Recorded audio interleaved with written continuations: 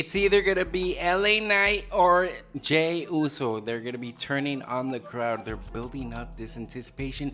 Babyface against babyface, and they're both doing things that heels would do. Let's see what happens in that.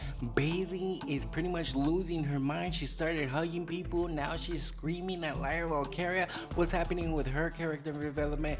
And lastly, let's look at what's happening with the Bronson and Bron Breakker. What's happening with their the vision and everything that continues to happen in WWE. Of course, WrestlePalooza and much more. Welcome to Ringside Riffs. My name's Andres, and we're just gonna jump into character development. How the WWE continues to build up some people, how they're changing a few things, how we can be watching a few baby faces turn heel. And let's start with LA Knight against Jey Uso. Jey Uso has for a long time been known as the Yeet Man, as the guy who is a babyface, but now joining up with his partner, joining up with his brother, we are seeing a new side of him, maybe a bit ruthless, maybe a bit as he is now wanting to be acknowledged. Now we should be looking at Jey Uso as the main guy, as the pretty much the captain of the team.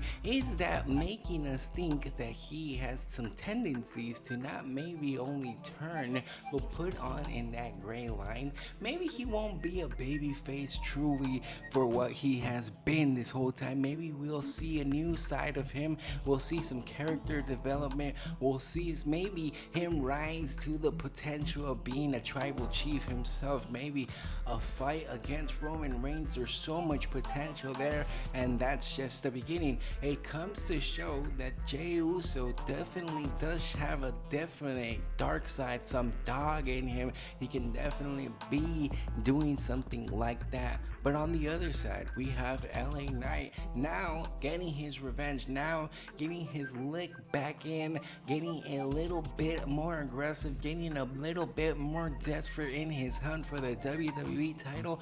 Can he be the one that now takes the reins, that we now are living in this new era of LA Knight? We know it is a pivotal moment, how they said it, how they scheme it. He's getting old, he's getting to that point where we need to see him really embark and get that title.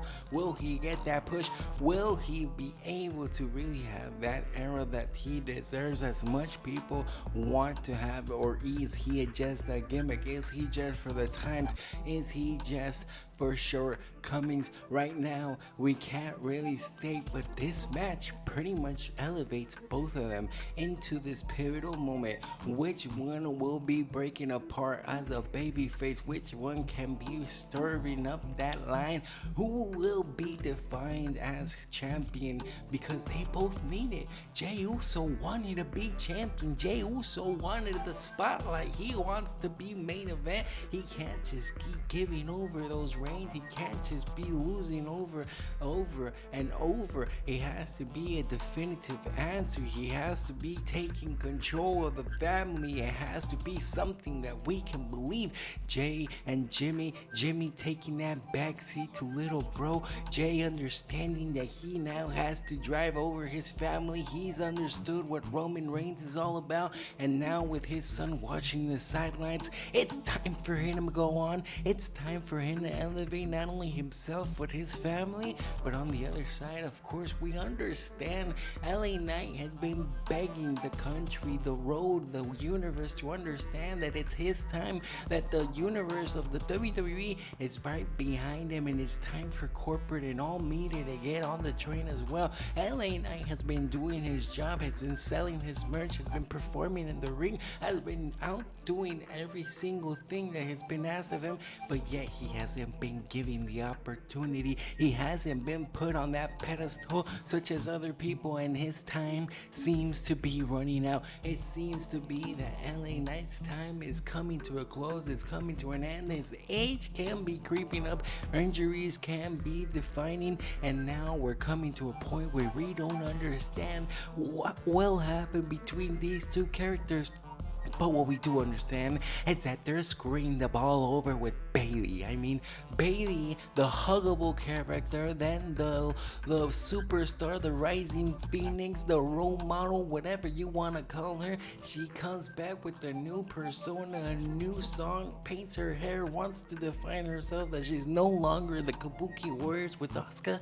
She doesn't have anything over with damage control, but now it comes to say she's losing her mind. She's talking to herself. She's having these bipolar shows. She can't define in between she's gonna be a hugger, between she's gonna be a good or a bad person. Isn't this good for wrestling? Is this a good look for the Hall of Famer, the legend, the potential champion in future endeavors? Bayley, is this really what she should be aiming for? Is this the type of persona that is interesting? I mean, maybe if she is able to pull it off right, but right now, could it be that the personals and the promos have been cut, and now what she did in the ring for what we're seeing, it could be all questioning, it could be all leading up to nothing, because that's just how the WWE works at times. It doesn't revolve about us, it revolves about what they think is good. And right now it could be in two crossroads. Is Bayley actually lost as a wrestler? Does she not know where the road to be? Does she not know exactly what character is gonna make her profit? What character is gonna put her as relevancy? How she can put herself one more time into the talks? Does she really believe right now that having this split personality of half being a hugger, half being the champion, half being ruthless, half pursuing over Lyra Valkyrie and blaming her for everything, and being over here with Asuka and whoever she wants to talk to, it just doesn't make sense. Right now it's one of those things, one of those character developments that the WWE is building up against, but they're not really planting the seeds correctly. They're not really making us understand. From what it seems right now, it just seems like Asuka and everyone ever there is fighting and building up their own thing.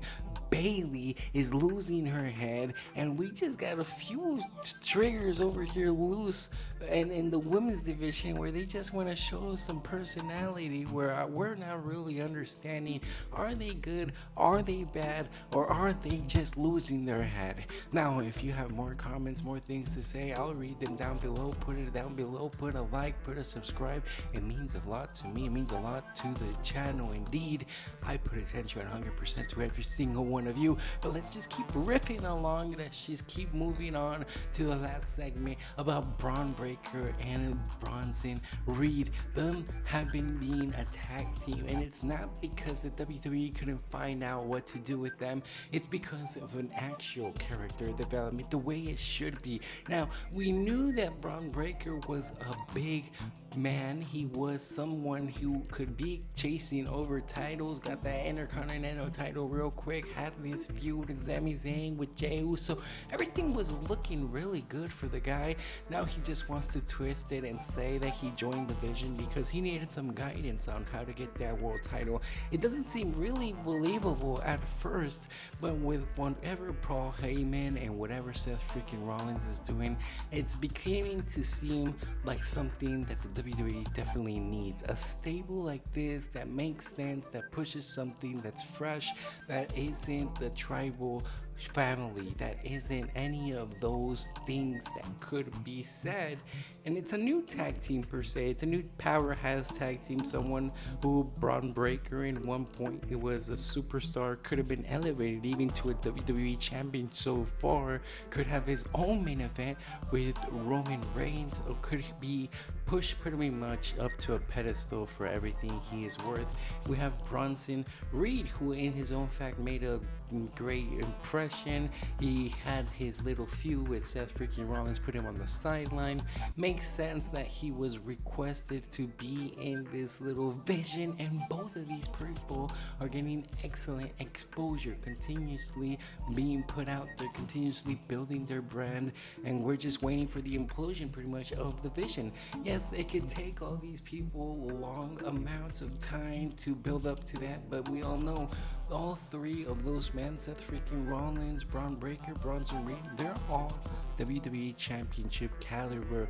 They're all meant to be championships, and yet it's one point to pass the torch to another. Right now, it is Seth freaking Rollins with the championship. It's looking good for the vision per se. It continues to look great for what they're building and what they're trying to do, but we do know that these other two superstars, because of the character development, because of how WWE plays their cards, sometimes they do play them well. It is coming out to show that the vision is actually being here to stay powerful, and we'll just have to see what happens. Now, WrestlePalooza is on its way. We'll definitely be watching a lot more, a lot of SmackDown, and so much more. So thank you for watching.